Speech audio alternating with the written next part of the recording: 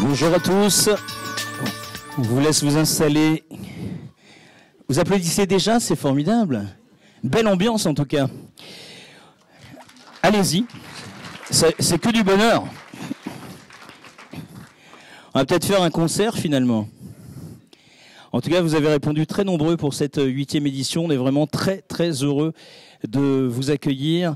On va aller à l'essentiel. Hein. On a pas mal d'intervenants et en particulier, donc c'est une conférence qui va durer 1 heure. Et au bout de cette heure, on aura un quart d'heure durant lesquels vous pourrez poser des questions. Alors un quart d'heure, c'est pas beaucoup.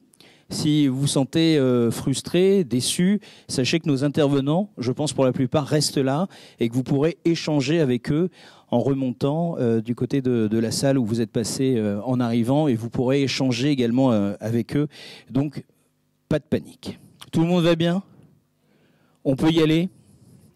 Je vais appeler premier intervenant qui est Monsieur Toussaint, qui est le directeur de l'établissement. Monsieur Toussaint, soyez le bienvenu. Je vous présente votre public dans votre salle. Vous vouliez faire un petit mot d'accueil? Oui, mesdames, messieurs. Alors attendez, ça va arriver, le micro, je pense, il va arriver. Non, vous n'avez rien à faire. Ne faites rien, ça va arriver. Je sais qu'il y a... Pardon? Ah, il n'est pas allumé. Oui, c'est super, très bien. Alors j'ai un petit peu l'habitude de notre auditorium. Et voilà. Étonné. Merci bien. Donc Philippe Toussaint, je suis effectivement le directeur de cet établissement depuis quand même quelques nombreuses années. Donc bienvenue dans ce très bel établissement que vous connaissez pour certains d'entre vous, puisque j'ai aperçu quelques parents, et puis pour certainement nombre d'entre vous, eh bien simplement quelques aspects de nos locaux. Alors vous êtes effectivement très nombreux chaque année. Je remercie l'Appel Paris d'occuper nos locaux pour vous proposer chaque année des thématiques très intéressantes. Mais je vois que cette année, il y a énormément de monde. Comme quoi, donc les TDAH, c'est un sujet qui préoccupe, bien sûr, qui vous préoccupe, mais qui préoccupe aussi nos établissements. Il n'y a pas de science exacte concernant l'élaboration d'une technique pour nos TDAH. Et c'est du quotidien et un travail quotidien que l'on fait auprès d'eux. Mais sachez effectivement que depuis plusieurs années, nous avons dans chacune de nos classes, nous avons des élèves qui sont concernés, et que c'est un sujet qui est préoccupant dans le sens où nous sommes attentifs à chacun d'entre eux, à la fois pour les enseignants comme pour les chefs d'établissement. Ce matin, je suis accompagné aussi du président de l'Appel de Notre-Dame de Sion. Et c'est, j'ai envie de dire... Appeler, oui, qui est Olivier Annebert. Soyez le bienvenu. Je vous laisse, mettez-vous au centre de la scène, allez-y. Oui, au centre de la scène. Je vais lui laisser le micro, mais je voulais renouveler et puis remercier donc tous les intervenants, tous les experts. Et puis vous souhaiter une bonne matinée avec bonne réflexion et une bonne avancée sur ce sujet important. Merci Monsieur Toussaint. Bonjour, Olivier Annebert, donc je suis le président de l'Appel ici à Notre-Dame de Sion. Juste un mot pour remercier vivement l'Appel de Paris pour l'organisation annuelle de cet événement, et pour remercier notre bel établissement de l'accueillir dans ces conditions. Je suis vraiment ravi de voir cet auditorium plein à craquer. Voilà, c'est vraiment un vrai bonheur pour nous de vous recevoir, et je vous souhaite donc une bonne matinée inclusive. Merci beaucoup. Merci à vous, Olivier Annebert, et également Monsieur Toussaint. Je vais appeler à présent Nathalie Dehlen-Seger, accompagnée de Virginie sur scène. Bienvenue à toutes les deux.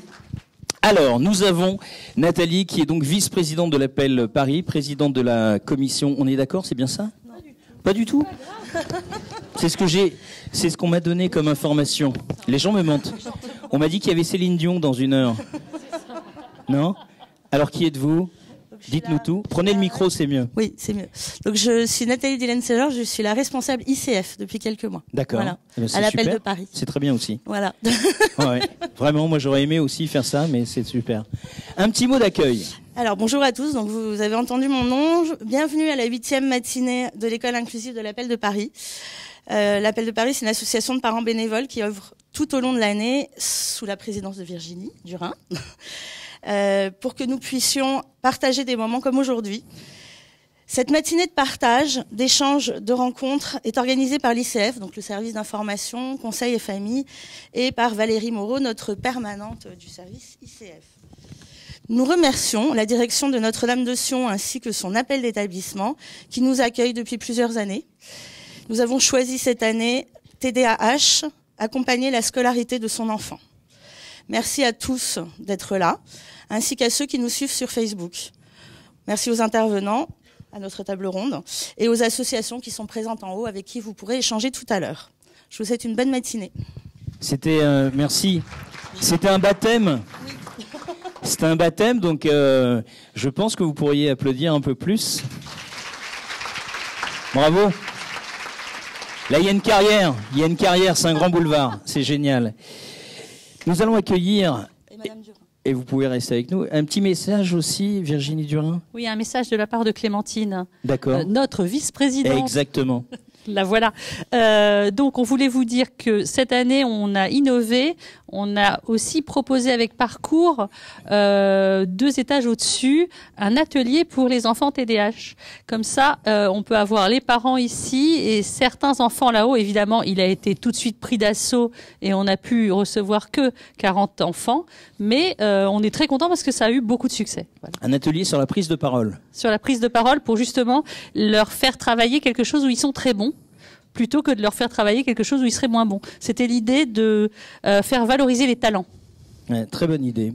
Et comme c'est ma 3e année, j'ai bien compris qu'il était important d'avoir des témoignages. Et cette année, je vous demande d'accueillir Geneviève. Geneviève qui nous rejoint et qui va nous lire le texte d'un témoignage qui, effectivement... Salut, bonjour. Ça va? Oui. Parle bien devant le micro. Donc, tu vas nous lire en fait un texte qui parle d'un enfant, et donc c'est le témoignage de sa situation en TDA. C'est ta première fois sur scène aussi? Non. Non, alors tout va bien. Si tu gères, c'est super.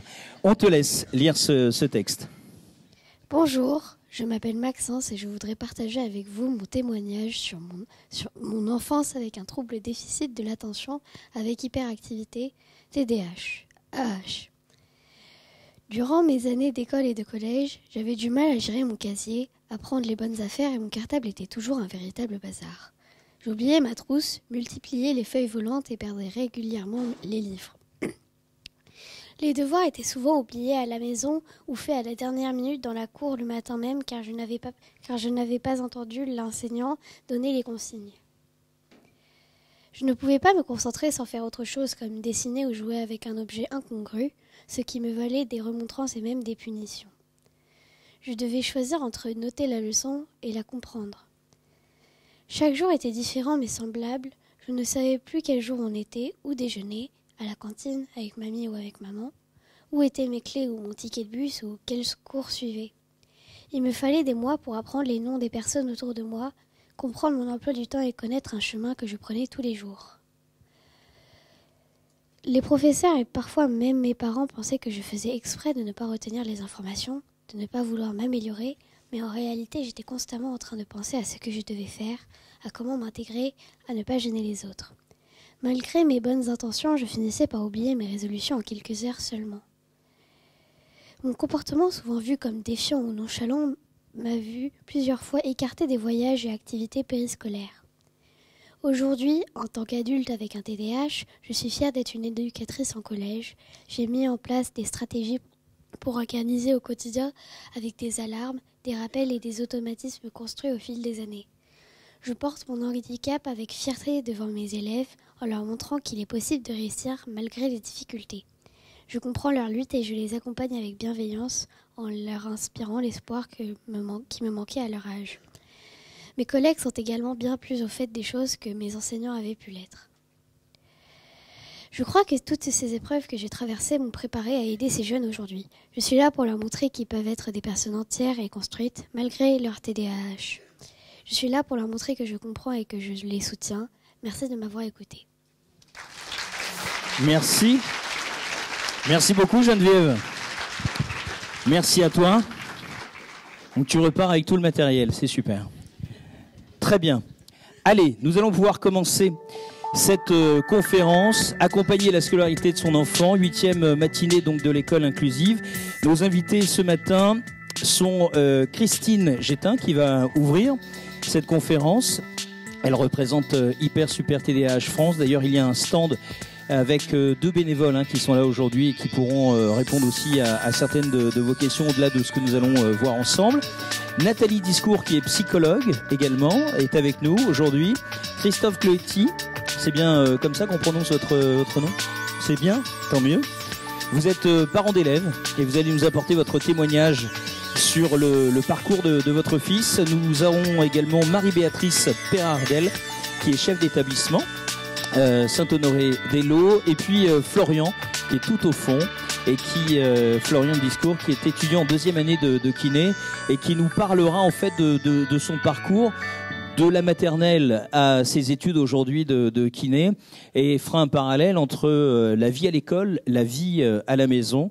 Ce sera évidemment là aussi un témoignage très intéressant. Pour nous, ce matin, c'est évidemment rendre le plus positif possible ce TDAH par les témoignages, mais aussi avec tout un tissu d'associations, de structures qui aujourd'hui arrivent à avoir des outils qui permettent évidemment d'avancer et évidemment aussi d'améliorer votre quotidien. Et nous allons commencer avec donc Christine Gétin. Je vous souhaite la bienvenue.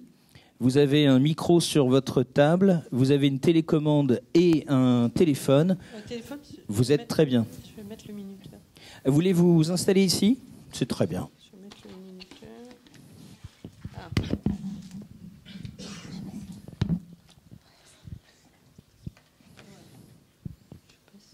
C'est formidable.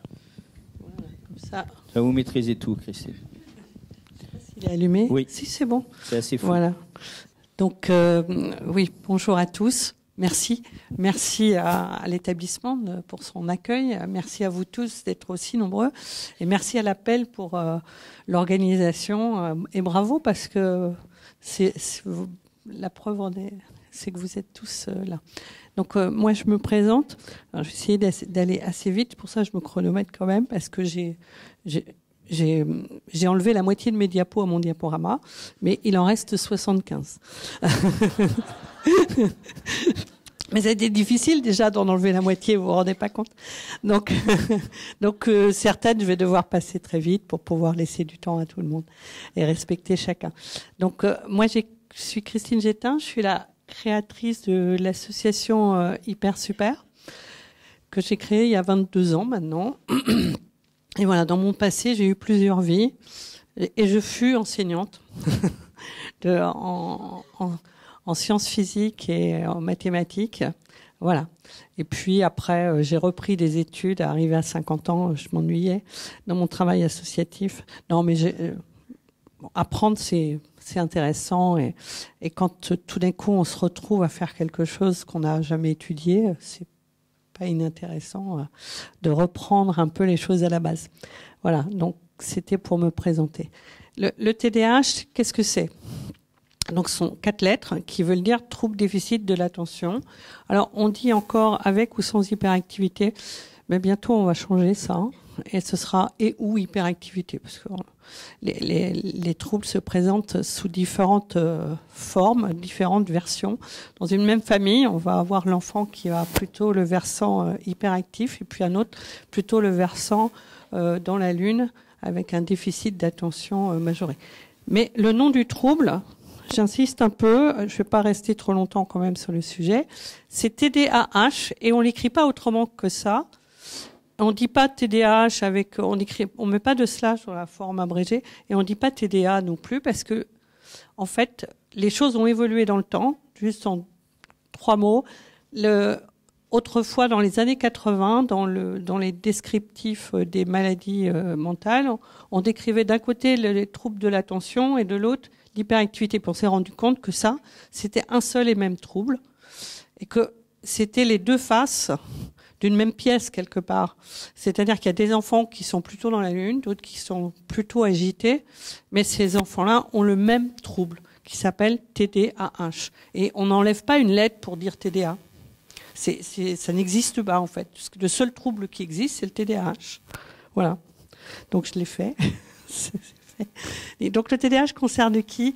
Ça concerne à peu près 5% des enfants, mais ça s'arrête pas à l'enfance. Et on en discutait avec monsieur. Alors c'est vrai que ce matin, quand on parle plus particulièrement des enfants, j'ai pas trop mis le sujet des adultes, mais ça concerne 3% des adultes, parce que le TDAH, c'est vie entière. C'est un trouble du neurodéveloppement, et ça commence très tôt dans l'enfance, mais tout le monde n'a pas...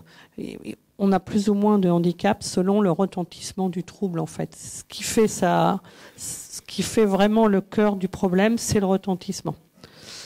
Donc, je vais essayer de vous présenter un peu les critères du diagnostic, ce qu'on appelle les critères diagnostiques.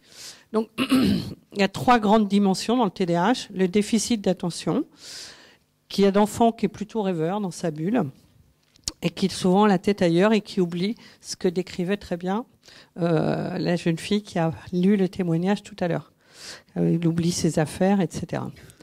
Donc on a l'inattention, donc qui est vraiment au cœur du sujet dans le TDAH, et c'est la dimension qui va perdurer le plus longtemps. À l'âge adulte, l'hyperactivité, souvent on arrive à la maîtriser et les choses se maîtrisent. Mais l'inattention, elle persiste. Et c'est elle qui souvent crée le plus de handicap. Et donc, dans les critères de diagnostic, il y a 9 critères d'inattention. Et on parle de TDAH quand 6 des critères sur 9 sont remplis pour un enfant. Et pour les adultes, c'est 5. Et l'expression en est un peu différente. Donc, ce sont des fautes d'étourderie. L'enfant, on lui parle, on dirait qu'il n'écoute pas. Et il entend, mais il n'écoute pas. Effectivement, il n'est pas là, il a l'esprit ailleurs. Et si on lui demande de répéter, il va répéter. Mais en fait, il va comprendre au moment où il va répéter. Si vous ne lui avez pas fait répéter, il n'aurait ni entendu quelque part, ni compris quelle était la consigne. Donc, parfois, on se dit, mais en fait, quand on le lui demande, il a compris la consigne. Pourquoi est-ce qu'il ne sait pas la faire si on ne lui demande pas ? Donc, il se moque de nous. Non, il ne se moque pas de vous. Il intègre quand il vous répète, en fait, ce qu'il a encore en mémoire. Donc, difficulté à soutenir. Donc, sont vraiment des enfants qui ont des difficultés à maintenir leur attention et à ne pas se laisser distraire par tout ce qui se passe un peu autour d'eux. Leur distractibilité est très importante. Voilà. Donc, on va passer quand même assez vite parce qu'on ne peut pas non plus... Attendez, hop, oui, c'est bien ça. Donc, une autre dimension, c'est l'impulsivité. Ce sont des enfants qui vont pas répondre de manière très adaptée dans le contexte ni au bon moment. Donc là, il y a une petite image qui pourrait aller me chercher et dire ah, wamda. Évidemment, une fois qu'il va être arrivé plus loin, il va se dire mais au fait, je dois aller chercher quoi. Mais ça, c'est du vécu. Voilà. Ah. Donc l'impulsivité. C'est un défaut d'inhibition, un peu, c'est ce que j'appelle le manque de frein.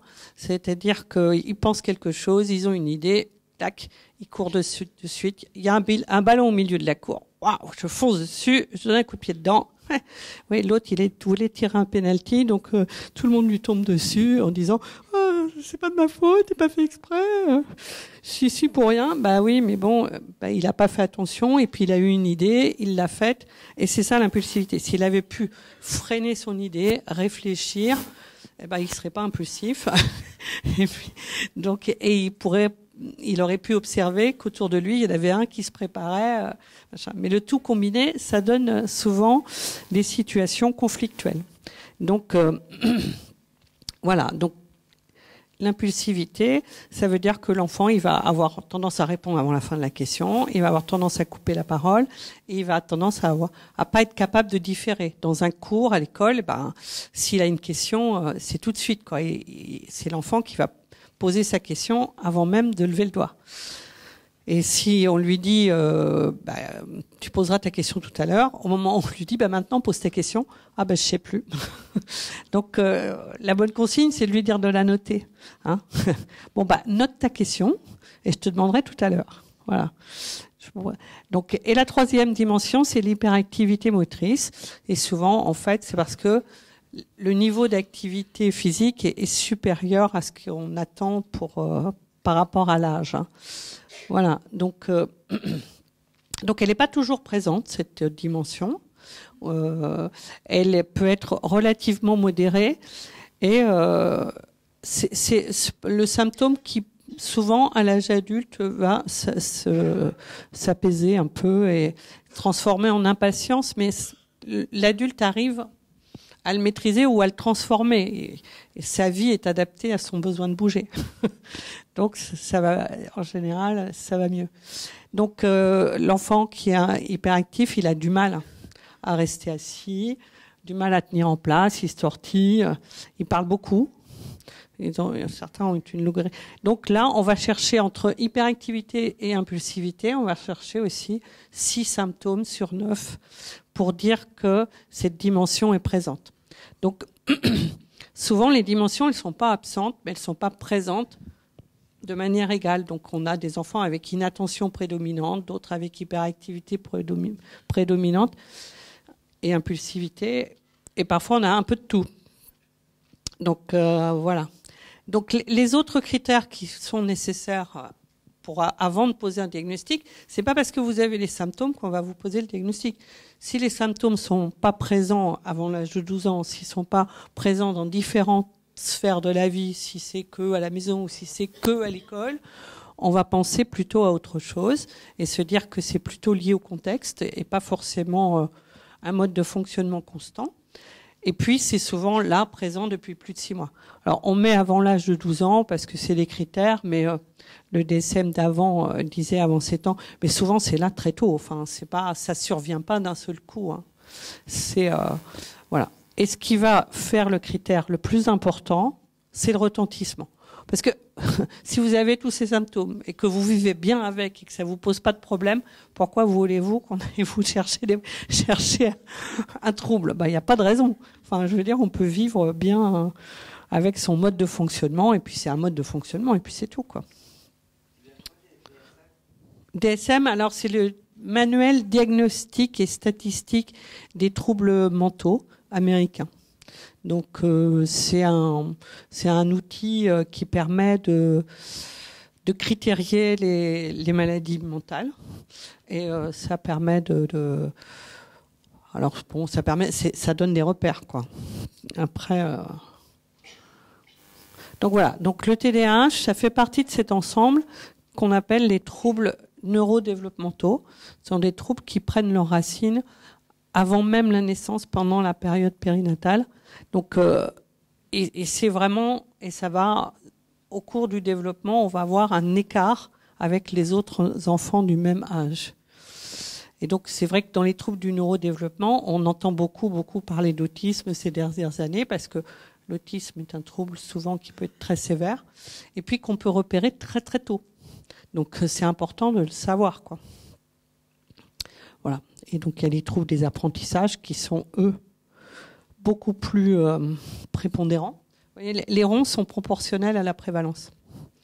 Hein, voilà. Par contre, les recouvrements, non, parce que sinon, on n'arriverait pas à tout lire. Voilà. Hop. Donc, après, dans ce trouble, il existe des altérations de fonction et des aspects neuropsychologiques. Ouais, et comme il me reste 5 minutes, je ne vais pas trop m'étendre là-dessus parce que il y a plusieurs modèles d'explication par rapport aux altérations de fonction. Et là, je ne savais pas qu'il y avait un jeu de champ. Donc, il y a des fonctions cognitives qui sont plus ou moins impactées et qui permettent de mieux comprendre les difficultés de ces enfants. Donc, on a des modèles explicatifs, mais on a l'inattention. L'attention, c'est une fonction cognitive. Et peut-être que notre psychologue en parlera, je ne sais pas, présente. Donc, c'est important de comprendre que dans ces fonctions, il y a aussi la mémoire qui est aussi impactée. Et c'est plutôt la mémoire de travail, dans le cas du TDAH, qui est un peu défaillante. Mais pas toujours, c'est plus ou moins. Donc ça, c'est pas systématique. Et c'est pas automatique non plus.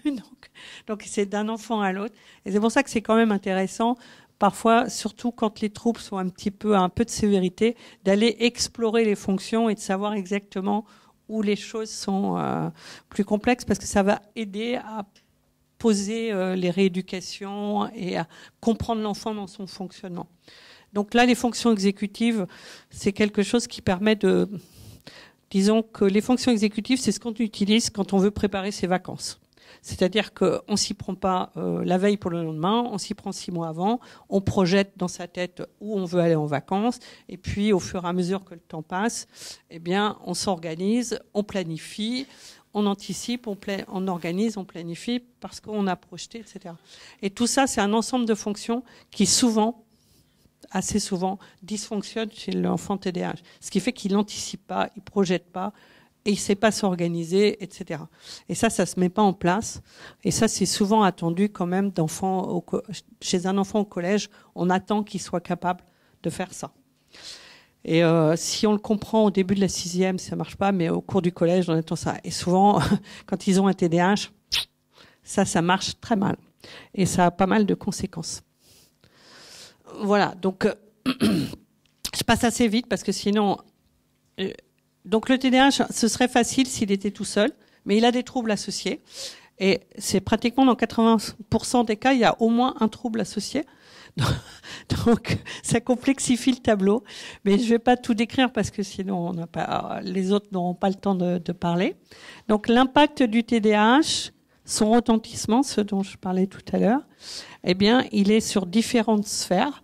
Donc, retentissement social, ce sont des enfants qui sont souvent rejetés de leurs pères, leurs camarades. Hein. Donc, ils se retrouvent un peu seuls. Ils ont souvent des conflits avec les autres. Et puis, à l'école, on a tendance à les exclure, hein, parce que ils dérangent, parce qu'ils oublient leurs affaires, parce que ça va pas, parce que donc voilà, ils se sentent un petit peu comme ça, même si c'est pas toujours le cas, parce qu'il y a forcément des enseignants extrêmement bienveillants qui font pas ça. Vous voyez, il y a déjà... Voilà. Alors, je ne sais pas si j'ai encore un peu de temps avec les maîtres du temps. Donc, voilà. Allez-y. Hein. Allez-y. Bon oui. Donc, mais j'ai le même réveil que vous, par contre. Donc, le retentissement scolaire, voilà, c'est que la difficulté, on voit que les apprentissages sont affectés, difficultés d'organisation, des conflits avec les autres et des difficultés dans leur travail personnel à s'y mettre, à le commencer, à le finir, etc. Même voilà. Donc, il y a aussi un retentissement familial. Et puis, ça peut aussi retentir sur le couple, sur toute la famille. Et à l'âge adulte, avec l'adolescence, les risques d'addiction, etc., sont très importants. Mais il y a aussi des risques d'accidents domestiques, etc., risques suicidaires. Enfin, tout ça, c'est un tableau assez noir pour quelqu'un qui disait de faire du positif. Là, c'est pas le cas. Mais quand même, donc tous ces risques justifient qu'on mette le paquet quand ils sont enfants pour bien les entourer, parce que ça, tout ce qu'on va faire avec les enfants, ça va diminuer les risques. Donc c'est important parce que tout ce qu'on va pouvoir faire, ça doit leur permettre d'avoir une meilleure estime d'eux-mêmes, d'avoir plus confiance en eux et d'apprendre à vivre avec leurs troubles. Donc ce sont des enfants qui culpabilisent beaucoup et cette dimension estime de soi, c'est ce qui va justifier les interventions des autres. Donc dans les recommandations qu'on fait pour le TDAH, de la prise en charge, c'est la psychoéducation, la guidance parentale, les aménagements scolaires et le traitement médicamenteux. Et on va passer très très vite aux aménagements scolaires. Donc il faut d'abord évaluer les besoins de l'enfant pour deux choses, c'est favoriser sa réussite et favoriser son intégration sociale au sein de l'établissement. Ça, c'est important. Et donc, voyez, enfin, j'avais détaillé, mais je vais aller tout à la fin. Ah, c'est bien, c'est un exercice de frustration. Voilà. Il fallait me laisser plus de temps. Voilà. Vous voyez, il y a le petit timer là. Donc, vous voyez, il y a plein de conseils qu'on peut avoir pour mieux gérer le temps, faire des checklists. Mais ce qui est très très important dans le TDAH, c'est de toujours encourager et soutenir. Et parfois morceler la tâche, avoir plein de... Voilà. Et le besoin de bouger dans l'hyperactivité, faut vraiment le penser avant. Parce que c'est vrai qu'il suffit pas de dire, faites-lui faire trois tours de cours de récréation, s'il n'a pas de surveillance, etc., s'il arrive quoi que ce soit. Donc je pense que notre intervenante de chef d'établissement en parlera. Voilà, je laisse citer. Et donc, il y a quelques principes de base. Donc, il faut un petit peu penser les choses et les difficultés avant, avec les parents, avec les enseignants, avec l'enfant lui-même aussi. Parce que l'enfant se connaît souvent. Et si on lui a bien fait son diagnostic, on a bien fait la psychoéducation, etc., il peut vous aider à dire comment lui, il ressent les choses, ce que lui, il ressent, que tout d'un coup, il a vraiment un besoin impérieux de bouger, etc., que si, que là. Et donc, si on voit avec lui comment, dans l'établissement, il peut arriver à se contenir ou aller se défouler quand il a besoin, s'il a le droit de demander, s'il a le droit de le dire, etc., plein de choses peuvent être anticipées. Et c'est ça le plus important. Et pour finir, je dirais que le plus important, c'est de travailler tous ensemble, en fait. Et moi, j'ai vu que les choses ont tendance à mal évoluer si tout le monde ne travaille pas ensemble. Et là, je vois, on est toute une équipe à intervenir. Et c'est ça ce qui est important pour les jeunes, pour nos enfants, pour nous tous, c'est que tout le monde travaille main dans la main et il y ait du dialogue pour co-construire. Parce qu'il n'y a pas de baguette magique, en fait.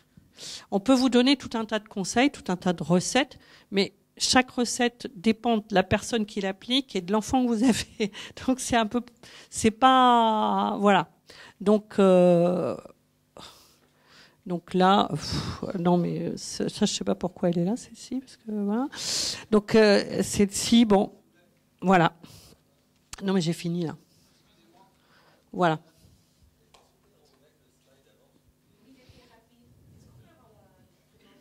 Oui, la présence. Alors ça, il faut demander aux dames de l'appel, parce que, enfin, elle fait 41 mégas. Hein. Parce que après, oui, il y a je présentais l'association après, donc voilà, tout ce qu'il y a à l'association, tout ce qu'on fait. On a 3 sites internet. Il y a un site spécial pour l'école. Il y a des documents, mais tout ça, les bénévoles qui sont là-haut pourront vous en parler. Voilà, elles sont là pour ça. Donc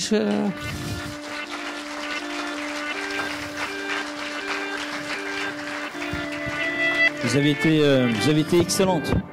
Merci beaucoup. Je vous laisse repartir avec le micro que vous allez pouvoir donner à votre voisine.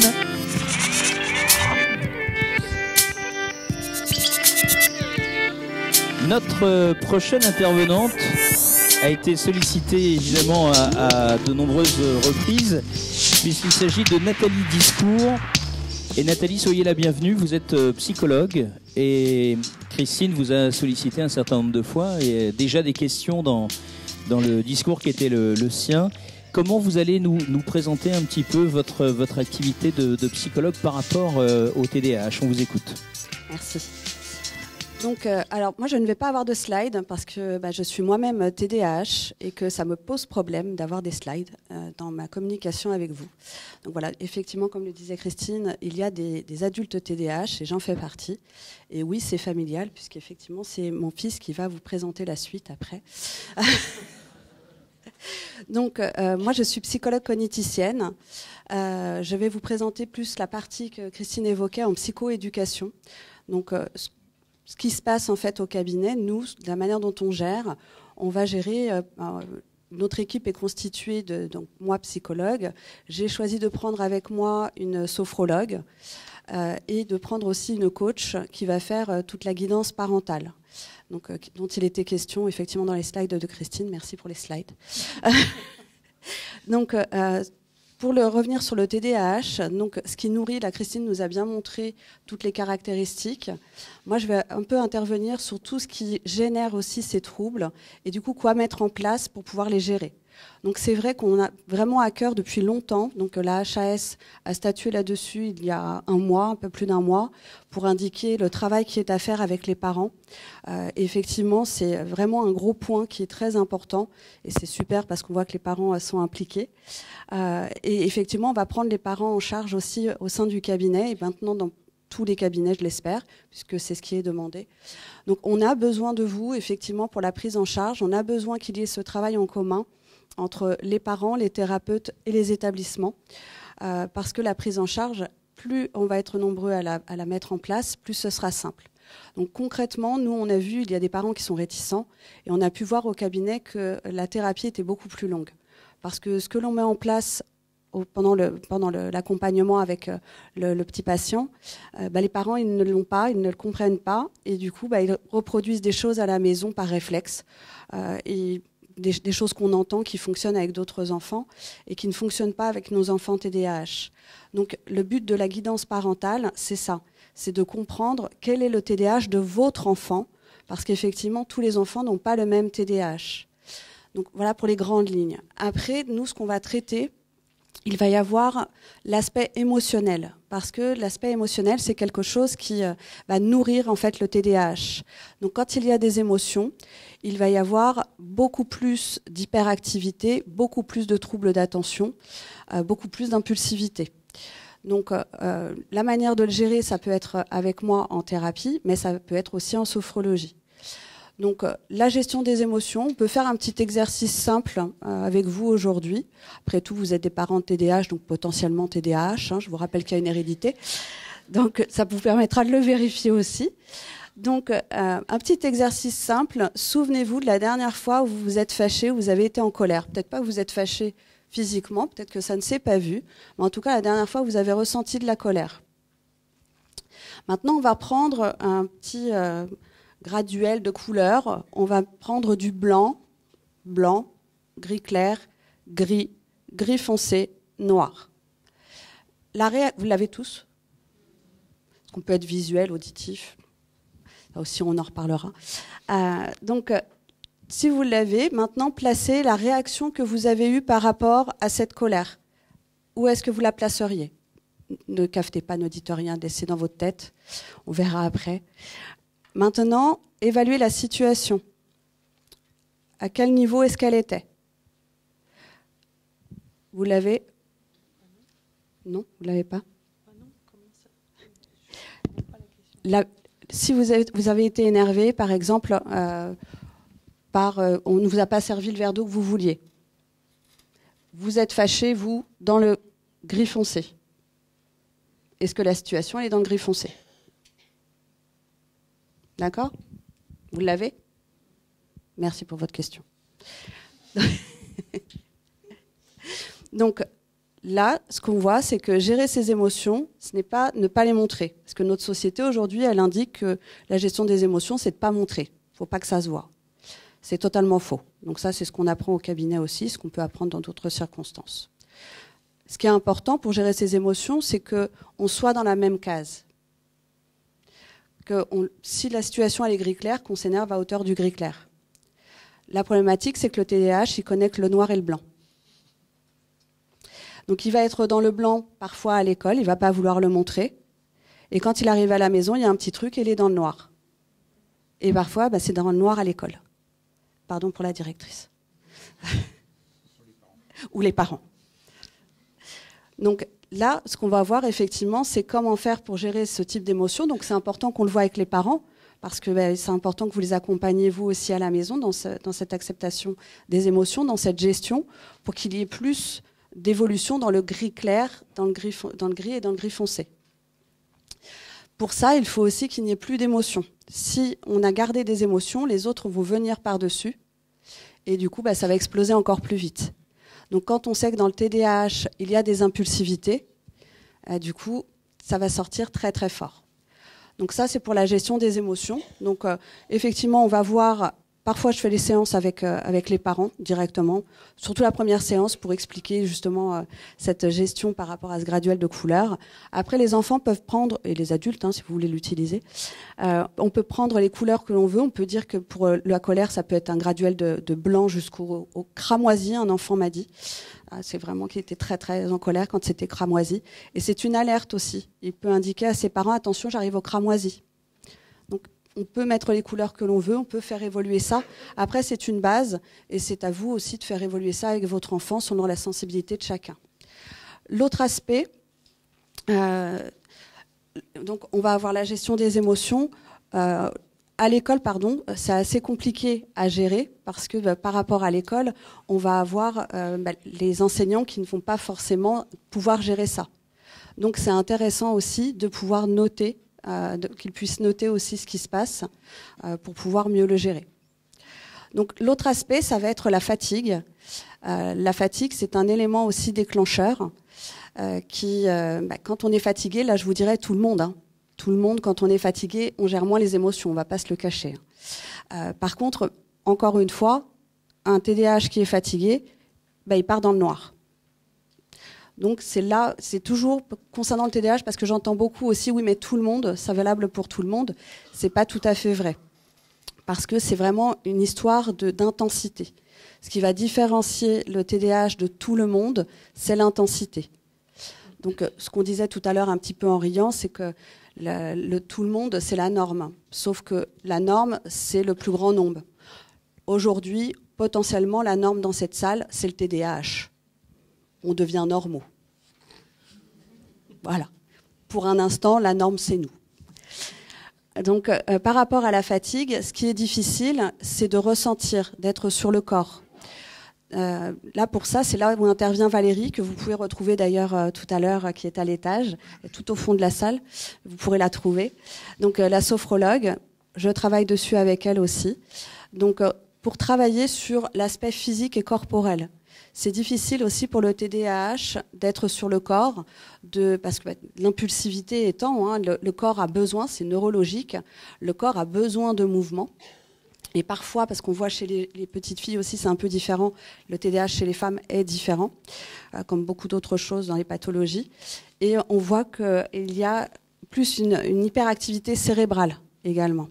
Donc que ce soit cérébral, que ce soit physique, comment ressentir ce que l'on ressent, comment le ressentir, prendre le temps d'être dans le présent, parce qu'il y a une difficulté dans le TDAH à être dans le temps et dans l'espace.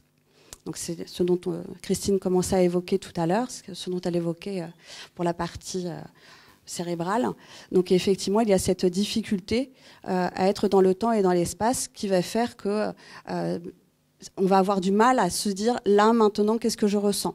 Donc pareil, petit exercice que vous pouvez faire, vous pouvez vérifier comment vous vous sentez. Est-ce que vous êtes à l'aise? Est-ce que vous êtes bien assis? Est-ce que vous avez chaud? Est-ce que vous avez soif? Est-ce que vous avez envie de faire pipi? Des choses bêtes que le TDAH oublie. Il peut oublier d'aller faire pipi dans la journée, il peut oublier de boire, il peut oublier de manger. Donc ça, ce sont des petites choses. Alors le petit exercice qui peut être fait plus avec les parents, c'est de mettre des petits rappels sur le téléphone. Vous pouvez en mettre 4-5 dans la journée. Les adultes aussi, vous pouvez le faire. Vous mettez 4-5 rappels dans la journée. Juste, vous mettez une petite alarme sur le téléphone. Et vous faites faire le petit exercice de qu'est-ce que tu ressens là? Comment tu te sens? Alors ça peut être aussi de demander de ressenti par rapport à l'autre aussi. Parce que parfois, on peut ressentir des émotions, mais ce n'est pas les nôtres. Ça peut être l'autre aussi. Donc, comment tu te sens vis-à-vis de l'autre? Est-ce que tu es confortable? Est-ce que tu es à l'aise? Est-ce que tu as chaud? Est-ce que tu as envie de faire pipi? Etc. Donc, ça donne des petits moments aussi pour se refocaliser sur soi et du coup, vérifier si on a de la fatigue. Parce que beaucoup de TDAH ne ressentent pas la fatigue. Alors, c'est le cas de mon petit énergumène là-bas, qui, quand il est fatigué, depuis tout petit, je me posais des questions, et quand il était fatigué, en fait, il était plus agité.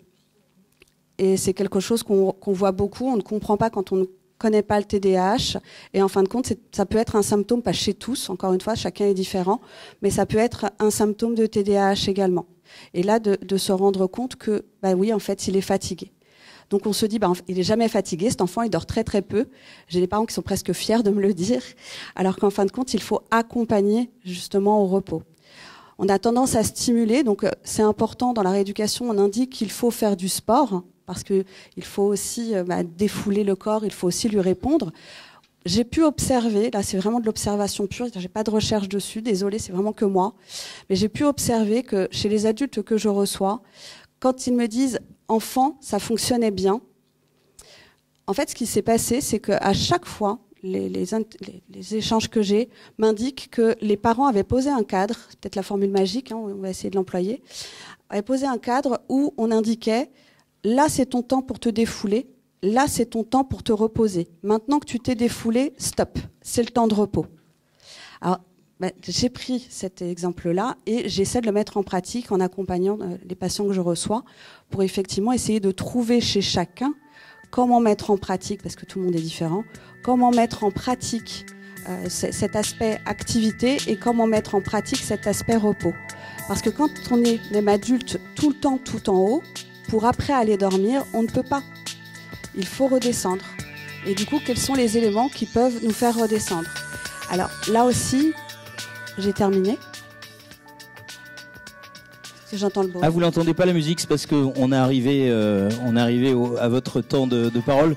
Donc je vous laisse conclure. Justement, j'allais conclure en plus, très bien. Non, j'entendais la musique, mais je savais pas que c'était. Ah d'accord. Du coup, oui, c'est d'accompagner là-dessus, sur la notion de repos, parce qu'on a tendance à bien exciter, à bien aller dans ce sens-là, et c'est intéressant. Mais pour se reposer, pour faire du temps calme, le TDAH, c'est quelqu'un qui est dans le faire. Il a besoin de faire. Et du coup, le faire, ça ne repose pas, sauf si on fait des activités reposantes. On peut faire des activités reposantes. Donc ça peut être du coloriage, ça peut être des petites constructions. Le tout, c'est que vous, en tant que parent, vous puissiez voir quelle est la réaction de votre enfant une fois que la tâche est terminée. Parce qu'il y a des tâches qui vont faire qu'au contraire, ça va l'exciter, de la lecture, par exemple. Il y a des enfants qui n'arrivent pas du tout à lire dans le TDAH, mais il y en a qui arrivent à lire, et ça peut calmer, mais ça peut aussi exciter, parce qu'ils ont envie de savoir la suite. Donc c'est là où on a besoin de vous, à côté, pour pouvoir dire, ça c'est une activité calmante, ça c'est une activité relaxante. Donc voilà, pour plus d'informations, vous pouvez voir aussi Valérie qui peut vous donner là plus d'informations sur la sophrologie. Mais globalement, voilà ce que nous on fait au cabinet. Et effectivement, on a de bons retours. Généralement, pour vous donner une indication, les accompagnements longs, c'est que la guidance parentale, que l'accompagnement, la psychoéducation n'est pas adéquate. Et on doit vraiment être avec vous pour écouter ce qui marche et ce qui ne marche pas et vous donner d'autres possibilités de solutions. Mais globalement, on a plutôt de très bons retours et ça va devenir maintenant national puisque c'est quelque chose qui est mis en pratique, qui est demandé par la Haute Autorité de Santé avec laquelle Christine a travaillé pour ça. Voilà. Merci beaucoup. Je vous applaudis. Valérie, donc, qui sera à l'étage. En fait, vous partagez le même cabinet, me semble-t-il, et donc qui est sophrologue, et que vous pourrez donc rencontrer après cette conférence. Notre nouvel invité s'appelle Christophe Cloetti. Vous êtes papa d'un garçon TDAH. Vous allez nous parler un petit peu de votre parcours, les difficultés que vous avez pu rencontrer. On vous écoute. Merci beaucoup. Effectivement, je suis exactement comme vous. Je suis papa d'un enfant qui est TDAH. Il y a des mamans aussi, hein. Et maman, exactement. Non, parce qu'à l'époque dans laquelle on vit, il faut surtout pas oublier, n'oublier personne. Bon, j'inclus tout le monde alors, notamment maman. Donc voilà, je vais vous parler un petit peu après nos spécialistes, peut-être plus du quotidien ou de ce que l'on peut ressentir en tant que parent. Ce qui n'est pas forcément tout le temps évident, ce que l'on doit aussi gérer avec les frères et sœurs, ce qui n'est pas forcément évident, et la manière dont tout ça se met un peu en place. Nous, ça a commencé tout simplement par une observation de l'école, c'était en CP, et donc la responsable de l'établissement nous a dit, écoutez, il semblerait qu'il y ait quelques troubles d'activité, il serait bien de faire des tests. Donc bien évidemment, quelques émotions en tant que papa, en tant que maman, quel type de test, qu'est-ce qui se passe, où est-ce qu'on va, etc., etc. Donc les tests se sont faits en CP et puis en CE1. Il y a eu effectivement un avis rendant sur le fait que effectivement mon fils était TDAH. Ça a créé pas mal de chamboulements, enfin pas de chamboulements plutôt, mais plutôt des gestions de stress un peu dans le couple, pour être très franc avec vous, ce qui me paraît assez légitime, pour savoir un peu d'où ça vient, est-ce que c'est toi, est-ce que c'est moi, est-ce que c'est nous, c'est à qui la faute, il faut forcément un fautif, etc. etc. Pardon. Voilà, un bon coupable. Comme ça, on est bien rassuré, et puis c'est pas moi, c'est l'autre. Et ça, je pense que c'est un... Je ne sais pas si c'est quelque chose qui est un peu partagé dans la salle, mais je pense que c'est quelque chose qu'il faut désacraliser tout de suite. Je pense que la norme, effectivement, ça peut être effectivement certaines personnes qui ont les mêmes troubles, et il faut les assumer. Il faut les assumer de plein gré, parce que à vouloir chercher un coupable, on se rend la vie encore plus compliquée. La vie, elle est comme elle est. Je suis TDAH. Ma femme l'est ou l'est pas. Ça, c'est un autre sujet, mais on ne pourra rien changer à la situation. Donc, si on ne peut rien changer à la situation, il ne faut surtout pas l'aggraver. Et la seule façon de ne pas l'aggraver, c'est de l'assumer et essayer de trouver, au travers de spécialistes, de discussions, d'amis, avec qui on peut partager nos émotions, des solutions pour effectivement accompagner, parce que l'objectif, il est là, c'est d'accompagner nos enfants à l'école pour qu'ils arrivent à s'en sortir le mieux. Après, une fois qu'ils auront leur diplôme, et on aura le témoignage d'un étudiant qui finit brièvement sa formation, la vie, je dirais, prendra forme au même titre que nous, aujourd'hui, nous sommes capables d'être papa, maman, d'avoir un métier et de s'en sortir. Donc, pas trop de... On peut être un peu inquiet sur, effectivement, l'accompagnement de nos enfants, mais ne paniquons pas, c'est pas si grave que ça, quelque part. On arrive quand même un peu à s'en sortir. Et même tout le monde arrive à s'en sortir. Je pense que vous avez vu, effectivement, les élans qu'ont donné les Jeux Olympiques à Paris, avec tous ces athlètes handicapés. C'était absolument magnifique. Donc, la notion d'handicap, arrêtons de la blâmer à l'autre et de la rendre pathétique, négative, etc., etc. Donc ça, je pense que c'est un... Ce que je dis là, c'est peut-être un peu théorique, mais au quotidien, c'est pas évident, parce que les enfants, effectivement, nous poussent exactement dans les couleurs, soit blanc, très gentil, super câlin, et parfois, ça peut être effectivement dans le noir, je te déteste, je t'aime pas, etc. Donc on en prend pour tous nos grades. On passe du haut en bas, on ne sait pas ce qui nous arrive, mais voilà, c'est comme ça. On est tous au même niveau. Après, la question, c'est comment nous, en tant que parents, nous arrivons aussi à gérer nos propres émotions qui sont violentes, je dirais en termes d'amplitude, non pas thermique, mais psychologique par rapport aux enfants, parce qu'on ne sait pas effectivement quand est-ce qu'on passe du blanc au noir, du noir au blanc, et la longueur de la face blanche et la longueur de la face noire.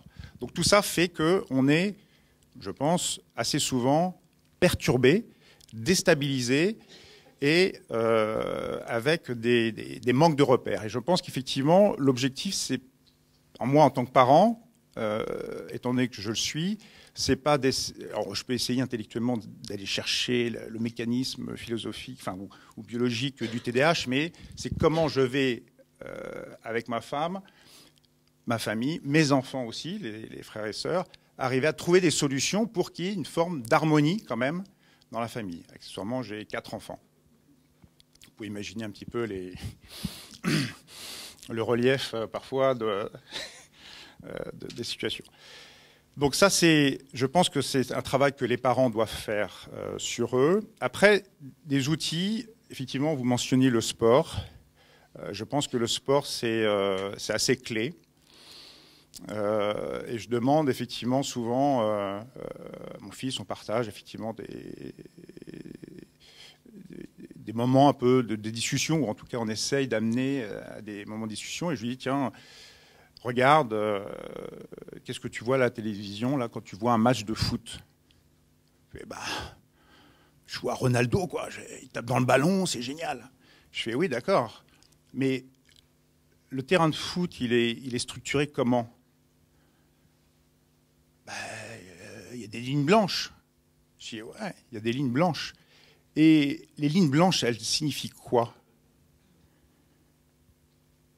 Bah, c'est la touche, quoi. Très bien. Et la touche, elle signifie quoi?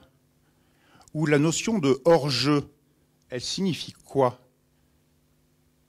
Bah, là, on arrête le jeu. Eh ben, je lui dis, voilà. Parfois, les papas, parfois les mamans, dans leur rôle, ou une partie de leur rôle, c'est effectivement de définir les lignes du terrain de jeu. Et la difficulté que l'on peut avoir effectivement avec les enfants TDAH, c'est effectivement de mettre des lignes de jeu et de définir quand est-ce qu'on est dans le jeu et quand est-ce qu'on est hors jeu. Et quel est le rôle, par exemple, d'un papa, d'une maman, / dans la famille par rapport à un terrain de jeu? C'est l'arbitre, d'accord? Il y a un terrain de jeu qui s'appelle la famille, il y a des règles.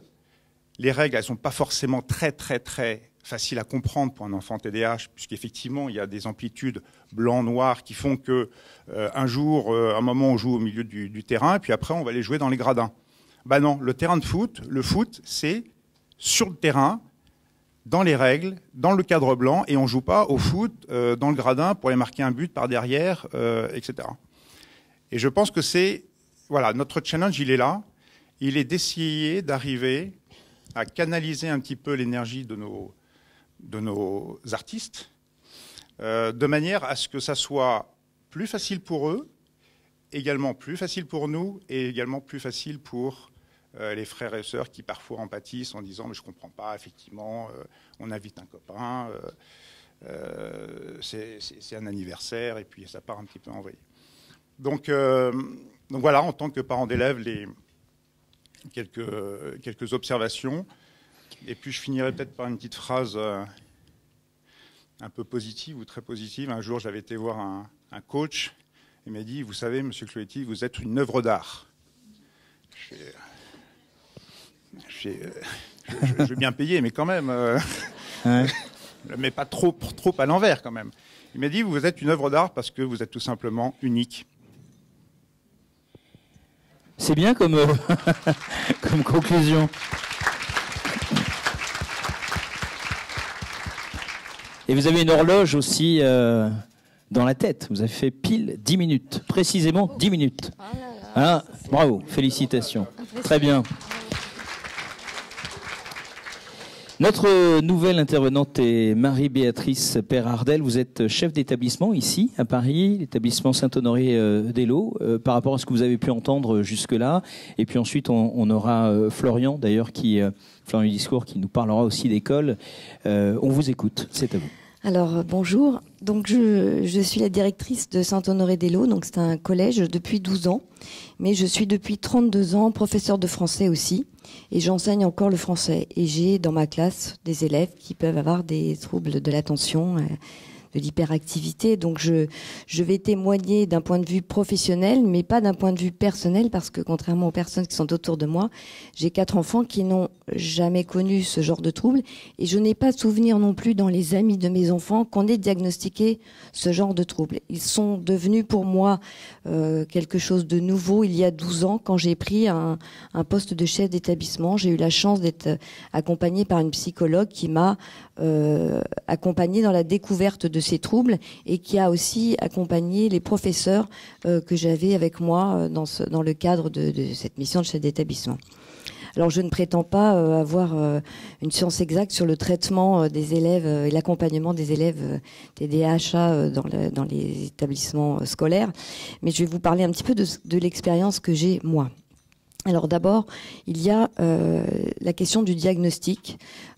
Pour recevoir des dossiers d'inscription, je vois parfois beaucoup d'appréciations dès le primaire qui font penser qu'il y a des difficultés d'attention. Et parfois, je m'étonne quand j'interroge des parents en rendez-vous d'inscription en leur disant « Mais est-ce qu'on vous a jamais alerté s'il y avait quelque chose à faire, des tests à passer pour vérifier si votre enfant n'aurait pas eu besoin d'une aide un peu plus attentive ?» Et quand je décris un petit peu les caractéristiques d'un enfant qui a des troubles de ce genre, les parents souvent se reconnaissent vraiment, eux et leur enfant, dans la situation. Donc parfois, je pense qu'il y a un manque d'information auprès des enseignants qui ne savent pas forcément orienter, ou des parents qui ne sont pas assez accompagnés pour diagnostiquer assez tôt.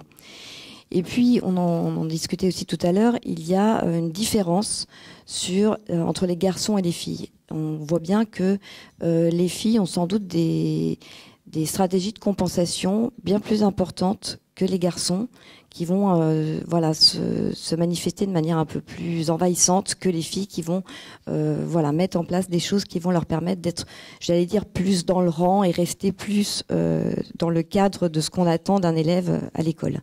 Alors les manifestations à l'école, effectivement, sont très nombreuses. Il y a le côté hyperactif, mais il y a aussi des élèves, je me souviens d'un élève de 3e qui finalement sortait de cours, on avait observé ça, sans être absolument capable de dire le moindre mot de ce qui s'était dit dans la classe pendant 1 heure. C'était à peine s'il savait s'il avait eu maths ou français. Et donc là, c'était un trouble très fort. Cet élève, il a redoublé, il a été médicamenté comme certains, et sa 2e, 3e n'a plus du tout ressemblé à sa première 3e. Je suis pas en train de vous dire que je demande aux parents de donner des médicaments, parce que c'est un vrai sujet. Mais en l'occurrence, cet enfant qui était totalement incapable de se rappeler de quoi que ce soit, qui était dans une perte d'estime de lui important, parce qu'en fait, il ne faisait plus l'expérience de je travaille, je réussis, je me souviens en interrogation de ce que j'ai appris.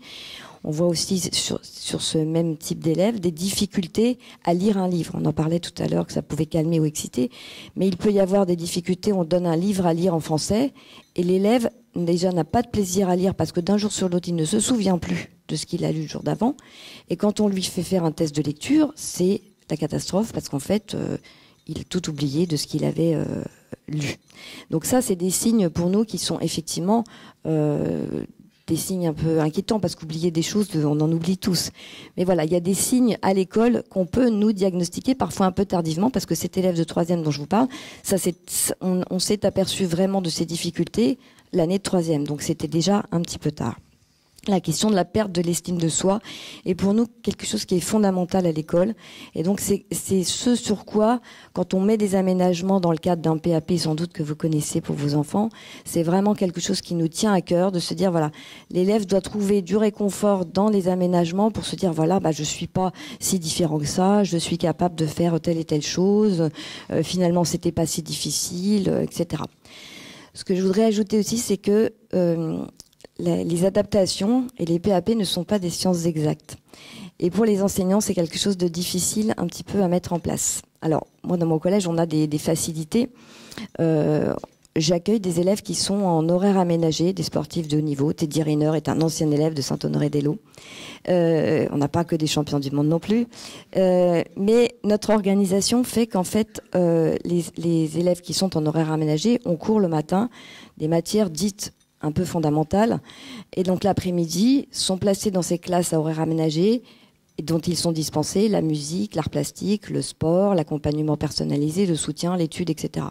Et donc nous avons choisi à Saint-Honoré-d'Eylau de placer les élèves qui ont un TDAH dans ces classes à horaire aménagé. Parce qu'on constate aussi que ces enfants sont fatigables et que ceux qui prennent par exemple aussi des médicaments le matin, la tension baisse au fur et à mesure de la journée. Et donc le fait de les mettre dans ces classes à horaire aménagé, donc moitié d'élèves à horaire aménagé, moitié d'autres élèves à cursus classique, mais parmi ces cursus classiques, des élèves qui ont un trouble de l'attention, puisque l'attention diminue au fur et à mesure de la journée. Le fait de les placer dans ces classes le matin avec les cours principaux et d'être l'après-midi en musique, en art plastique, en sport, permet justement de garder l'attention la plus importante pour le matin et de pouvoir l'après-midi être moins concentré, si on peut dire, et d'avoir moins d'exigences en termes d'attention et de concentration, qui pour nous n'est pas tout à fait la même chose. Donc ça, c'est un élément important de notre pédagogie. Et je vous disais que c'était pas non plus quand même quelque chose une science exacte, parce qu'en fait, on nous demande parfois dans les bilans qui sont faits dans les cabinets de psychologues des choses très compliquées. Il y a des choses, un tiers-temps, c'est relativement facile à mettre en place. On nous demande de mettre les élèves au premier rang. Là aussi, c'est possible, mais si c'est 3-4 élèves qui ont un TDA, ça devient compliqué parce qu'ils ne doivent pas être près de la fenêtre, ils ne doivent pas être près de la porte. Il y a aussi des élèves qui ont des lunettes, etc. Donc en fait, à un moment donné, on est un peu confronté à mettre tout ça en place, et ça peut devenir un petit peu compliqué. On nous demande sur les tiers-temps, par exemple, de modifier, de raccourcir un petit peu les exercices, de donner moins de travail. Là aussi, on peut s'adapter. Mais par exemple, là, sur mon expérience exacte de français, les élèves qui ont un trouble de l'attention ont beaucoup de difficultés à repérer des mots dans un texte et à leur faire balayer plusieurs fois le texte. Et ça, c'est très concret. Donc, relever un champ lexical dans un texte en français, c'est une tâche très difficile. Sauf que après, si on n'a pas fait cette question de repérage dans le texte, on ne peut pas faire les questions suivantes. Et donc là, on se dit, bon, alors qu'est-ce que je fais? Je lui enlève une question après. Mais en fait, la question pour lui la plus difficile, c'est celle du début. Voilà. Donc, on essaye de faire des aménagements. Mais ce que je veux dire, c'est que moi, je vois dans mon équipe de professeurs très impliqués, très dévoués à mettre en place des tas de choses, on se trouve parfois confronté à des situations. J'allais dire, il y a des matières peut-être en maths, vous avez 5 opérations, vous dites, bon, je peux en enlever une, ça va pas changer la face du monde. Moi, si j'enlève ma question d'analyse, qui est la question la plus difficile dans le texte, les élèves ne peuvent plus faire les questions. Ou alors, on va dire, bon, il faut moins d'écrit. Il faut moins d'écrit, mais le fait d'écrire, vous imprimez quand même des choses. Alors nous, les élèves sont équipés d'un iPad qui n'est pas connecté à Internet. Le sujet des écrans est un autre sujet, mais en l'occurrence, pour les élèves qui ont un trouble, à l'école, c'est très utile parce qu'ils peuvent, justement, avec leur iPad, s'ils n'ont pas tout copié ou s'ils ont des trous dans la prise de notes, ils peuvent prendre une photo du tableau ou une photo d'un cahier d'un camarade, ce qui permet, quand les élèves ont vraiment des difficultés à la prise de notes, de pouvoir compenser chez eux aussi, alors en recopiant ou avec l'aide des parents pour justement éviter. Parce que ça aussi, c'est un élément difficile à prendre en compte en classe, c'est-à-dire vérifier que l'élève qui a un trouble va devoir bien avoir copié son cours et qu'il lui manque pas des morceaux pour apprendre, et que c'est très difficile pour les parents après d'appeler à droite à gauche pour dire il me manque un bout du cours d'histoire, il me manque le bilan de SVT, il n'a pas copié le cahier de texte, voilà, je ne sais pas le travail qu'il y a à faire. Et donc nous, le cahier de texte est en ligne sur École Directe systématiquement, ce qui fait aussi que les parents qui veulent accompagner le travail, il n'y a pas besoin de se dire oh là là, mais t'as pas tout copié, mais il manque un exercice, etc. On avait une petite discussion tout à l'heure sur les oublis des élèves, parce que parfois dans les recommandations, on nous dit tolérance pour les oublis. Alors c'était un sujet qu'on évoquait tout à l'heure. C'est vrai que en tant que professeur, c'est quelque chose qu'on a un petit peu de mal à accepter. Donc il faut nous le pardonner aussi, parce que pour nous, on estime que c'est quand même un petit peu la responsabilité des parents de vérifier un peu le sac de leur enfant pour éviter, j'allais dire, d'enchaîner les problèmes dans la journée. Alors mais les autres intervenantes avec moi me disaient oui, mais l'enfant il peut oublier même ses affaires dans l'école. Effectivement, oui. Mais si déjà il vient à l'école avec ses affaires, nous ça nous facilite, parce que s'il n'y a pas le cahier de français, il va écrire sur une feuille, et puis la feuille, quand il rentrera chez lui, ce sera fini, elle aura complètement disparu. Donc, vérifier que l'enfant a son cahier de français, ça peut être bien utile, parce qu'au moins il va arriver quand même avec son matériel, et ça va nous faciliter les choses. Donc, on prend bien en compte tout ça, mais il y a des choses qui sont parfois un peu difficiles à adapter, et je pense qu'il faut qu'il y ait une bonne communication entre les parents, l'école, les professeurs, parce qu'en fait, même si on a beaucoup de bonne volonté, on se trouve parfois confronté à des situations, il y a autant de situations que de TDA, et donc c'est compliqué pour nous parfois de se dire finalement telle adaptation serait mieux. On a, nous, des professeurs à Saint-Honoré-des-Laux qui sont en charge de l'application des PAP, de vérifier avec les élèves et les professeurs ce qui est bien fait, ce qui est utile, ce qu'il faut modifier, ce qu'on peut changer, ce qui n'est pas efficace, ce qui mériterait d'être amélioré, etc.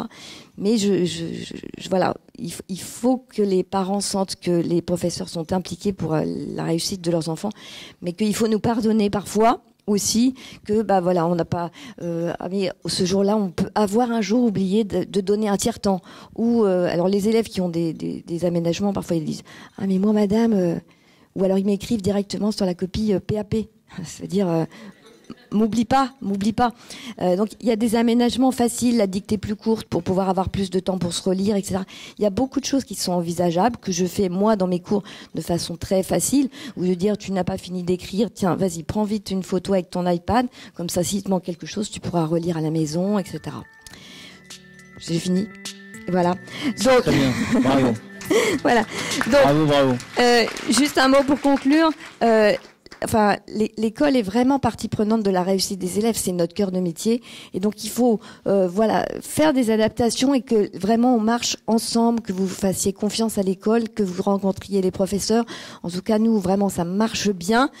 Mais ça reste une science imparfaite et on peut pas, voilà, ça reste des élèves avec justement leur impulsivité, leurs sentiments, leurs émotions. On n'est pas à 100% à chaque fois, mais vraiment on se donne du mal pour qu'ils soient heureux à l'école parce que c'est vraiment ça qui va les motiver à continuer. Merci beaucoup Marie-Béatrice Farardel pour ce témoignage de chef d'établissement. Vous avez tous passionnants. Et pour conclure, nous avons Florian Discours. Florian qui est donc en deuxième année de kinésithérapie. Et Florian, donc quand on a préparé ce rendez-vous, l'idée c'était vraiment de parler des éventuelles difficultés. On avait focalisé évidemment sur le thème pour nous qui est celui de l'école, et puis dans notre échange vous avez plutôt souhaité aussi mettre un accent plutôt fort sur l'extrascolaire. Donc on vous écoute. C'est ça. Bonjour tout le monde, je m'appelle Florian Discours. J'ai 20 ans, du coup, bientôt 21 ans l'année prochaine. Je suis sûrement un petit peu plus vieux que la plupart de vos enfants. Donc, je suis étudiant en deuxième année de kinésithérapie. Ça fait 3 ans déjà que j'ai eu mon bac. Ce que je voulais aujourd'hui, c'était de vous parler un peu de mon parcours scolaire, globalement, avec ses hauts, ses bas, parce qu'il y en a, bien évidemment. Moi, j'ai été diagnostiqué TDAH et HQI quand j'étais plus jeune, donc c'est quelque chose que je sais depuis longtemps, et j'ai fait en sorte de trouver des moyens pour m'adapter. Donc je vais vous parler aussi de ça, toutes les méthodes que j'ai trouvées qui fonctionnaient pour moi pour mieux réussir à l'école, le travail que je dois fournir, me concentrer en cours, et aussi mettre un point sur le moment du Covid, qui pour moi était assez compliqué. Je fais partie de cette génération qui a passé tout son lycée. Je suis arrivé en seconde, et en seconde, il y a eu le Covid pour moi. Donc c'était assez compliqué comme période. Je voulais vous en parler aussi. Peut-être que certains se reconnaîtront, et voilà. Du coup, je vais vous parler de ma petite enfance d'abord. En maternelle et en primaire, on m'a beaucoup raconté que j'ai toujours été un élève studieux, il faut savoir, mais je m'ennuyais vite à l'école. Si j'étais pas stimulé suffisamment, je m'ennuyais, je rêvassais. J'étais très curieux, j'avais besoin d'entretenir je voulais apprendre des choses. Et le souci, c'est qu'à l'école, il y avait pas de ça. Je voulais quand même faire le mieux possible, réussir à l'école. Le souci, c'est que du coup, ça me demandait beaucoup de concentration, ça me fatiguait. Et arrivé à la maison, c'est là où ça pouvait se retranscrire. J'étais pas forcément agité en classe. J'étais pas ce qu'on peut appeler un élève perturbateur. Je discutais pas, j'étais très studieux, mais ça se répercutait plutôt à la maison, malheureusement, pour mes parents. C'est là où justement une des méthodes qui a bien fonctionné pour moi et dont on a déjà parlé, c'est le sport. Et en fait, dès la primaire, j'ai fait beaucoup de sport. J'ai commencé par le hand. J'en ai fait quand même quelques années. Et de base, ça partait d'une envie de sécurité. J'ai commencé les sports de combat. Et c'est quelque chose qui m'a poursuivi toute ma scolarité jusqu'à maintenant encore. Donc du sport, mais avec un rythme assez effréné. Ensuite, il y a eu la transition vers le collège. Là, je m'en souviens très bien, par contre. C'était assez difficile. Il y a eu un gros changement, une perte de repères, globalement. Je savais pas comment m'y prendre, j'étais très stressé. Il y avait toujours cette envie de bien faire, de vouloir donner le meilleur de moi-même, faire toujours plus. Mais pareil, ça demandait une grosse charge de travail. Je travaillais à m'en rendre malade. Et pareil, ça se répercutait à la maison, là où je me concentrais à l'école pour écouter, être studieux, prendre mes notes, et rester concentré toute la journée, ce qui peut être difficile. En tout cas, pour moi, ça l'était. Ça se répercutait à la maison, et j'essayais de faire du mieux possible pour rester actif. Et c'est ce que j'ai fait du coup toujours avec le sport. Et au sein de l'école, moi, quelque chose qui m'a beaucoup aidé, c'était justement d'aider les autres. Toute ma scolarité, de ma 6e à ma terminale, j'ai été délégué de classe. Et je trouvais ça moi, ça m'a beaucoup aidé de limite avoir du travail qui restait même plus tard que la fin des cours, aller aux différents conseils, écouter mes camarades qui avaient besoin de moi, que je les représente. Et aussi, j'ai fait partie d'une association au sein de mon collège pour lutter contre le harcèlement. Ça s'est mis en place quand j'étais là. Moi, c'est quelque chose dans laquelle j'étais très investi. Et le fait d'avoir comme ça une occupation, moi, ça m'a beaucoup aidé à me canaliser.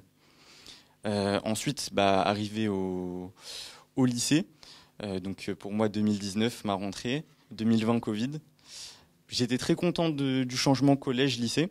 Le souci, c'est que en fait, le Covid a tout perturbé. J'ai fait la moitié de ma seconde en distanciel, en sachant que, alors j'avais de quoi faire, j'avais mon ordinateur pour suivre les cours. Le souci, c'est que mon ordinateur, c'est ma distraction. C'est mon moment de plaisir, et devoir faire les cours sur mon endroit de loisir, de plaisir, avec les jeux à un clic de pouvoir être lancés, c'était très difficile, et j'ai perdu ma capacité de travail, mon rythme de travail que j'avais essayé de construire tout au long du début de ma scolarité.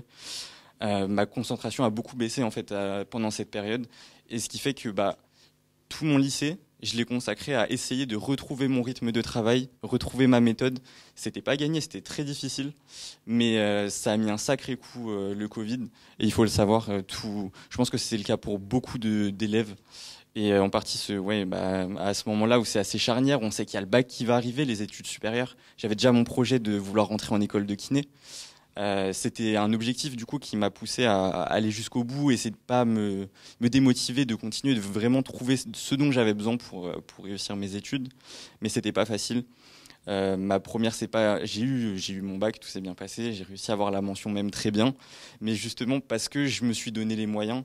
En première, c'était très très dur. Heureusement qu'il y a eu des aménagements pendant le bac de français à ma période où on avait moins de textes, moins de travail. Mais la reprise petit à petit des cours, on passe de rien du tout à la maison à directement revenir en cours et devoir être concentré toute la journée. C'était pas facile. Et petit à petit, j'ai trouvé ma méthode. Et ce que moi j'ai trouvé, alors c'est à titre d'information, peut-être que pour vos enfants ça marche différemment, peut-être que pour vous ça marche différemment. En tout cas, moi, ce qui a fonctionné, c'était beaucoup de travailler en groupe avec des amis à moi. Pas chez moi, du coup, vu qu'il y avait beaucoup de distractions. On travaillait beaucoup à la bibliothèque pendant la période du bac. Je m'y suis pris à l'avance pour pouvoir répartir le travail sur une longue durée, pendant un mois et demi, ou essayer de pas ingurgiter énormément d'informations d'un coup, mais y aller petit à petit, pour pas me dégoûter de mes révisions. Et je marche beaucoup aux couleurs, moi. J'utilise le support papier, je faisais des fiches très colorées pour mettre en évidence certaines informations plus importantes et pas me noyer dans des paragraphes ternes, monotones, tout en bleu.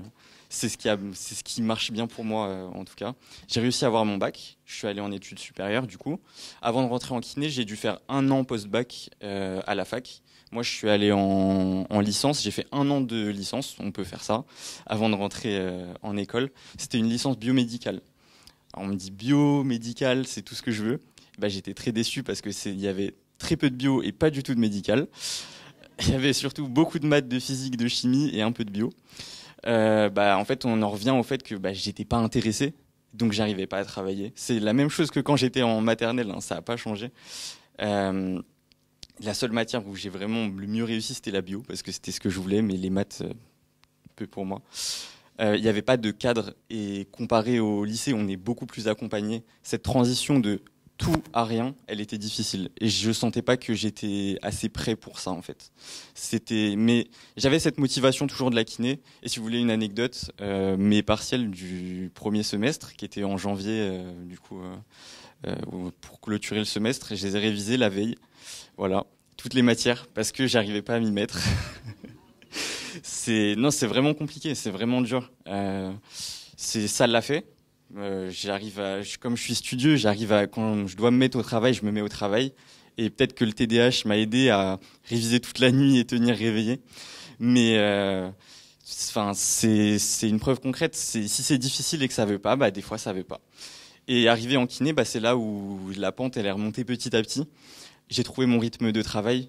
Il a fallu une période d'adaptation. Je veux pas vous dire qu'il y a eu une transition directe où ça s'est bien passé directement. Il y a eu une période d'adaptation. C'était dur. Encore une fois, je venais de d'une année où j'ai pas trop travaillé, donc il fallait me remettre dans le truc, mais ça m'intéressait beaucoup. Le mode de fonctionnement de révision est super dans mon école. On a beaucoup de cols. Donc l'école, c'est des petits oraux qu'on a par rapport à des sujets de cours, et notamment en anatomie, c'est quelque chose de très important en kiné. Le programme est très dense, et toutes les 2 semaines, on avait une colle, et du coup, ça m'obligeait à réviser régulièrement. Donc ce que je vous disais, comme pour le bac, où j'ai révisé du coup là sur une période plus étalée, sans engranger trop d'informations d'un coup. J'étais intéressé par ce que je faisais. Donc du coup, je suis toujours intéressé par ce que je fais. Du coup, forcément, ça m'aide à travailler, à faire.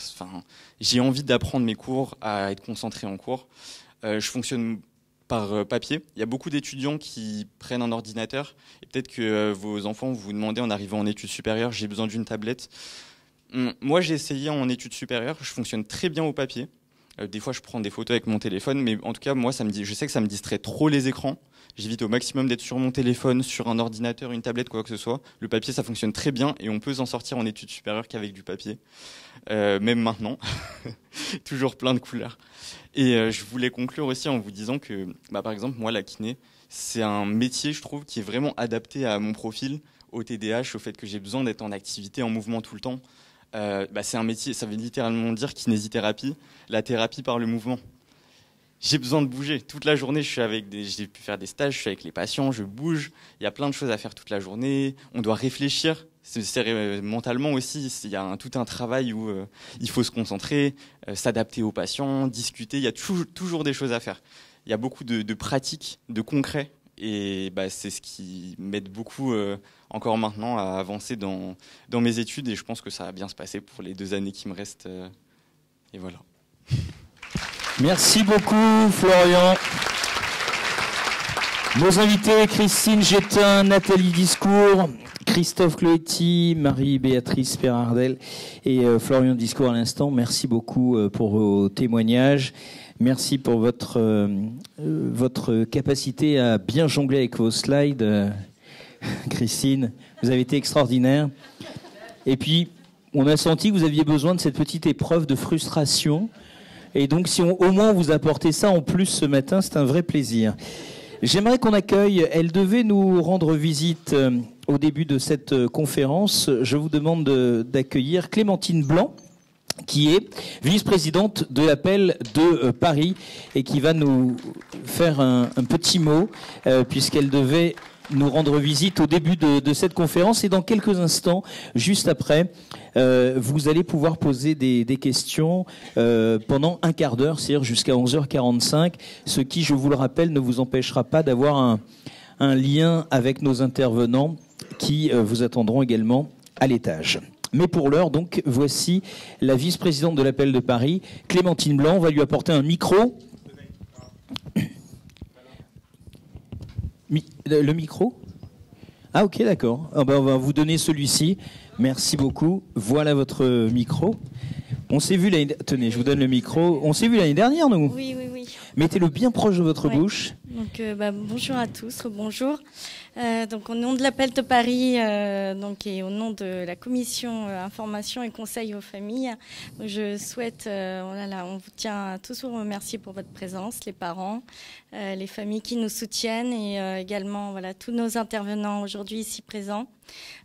Aussi un mot tout particulier à l'équipe de l'Appel quand même, parce que il y a eu vraiment plusieurs personnes qui sont intervenues, Valérie, Nathalie et tous nos membres qui collaborent tous ensemble tout au long de l'année, donc pour nos enfants.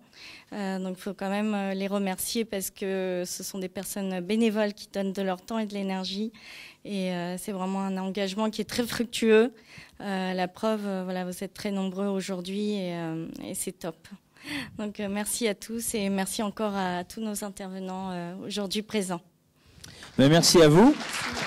On est ravis que vous ayez pu venir faire un petit tour sur scène. Oui, on s'est découvert l'année dernière. Ça fait 1 an que vous avez cette fonction. On se revoit l'année prochaine. Allez, c'est noté. Merci beaucoup. On va passer aux questions. On va pouvoir aller dans le public avec le 2e micro. Et si vous avez des questions à poser, on a un quart d'heure devant nous, donc n'hésitez pas. Levez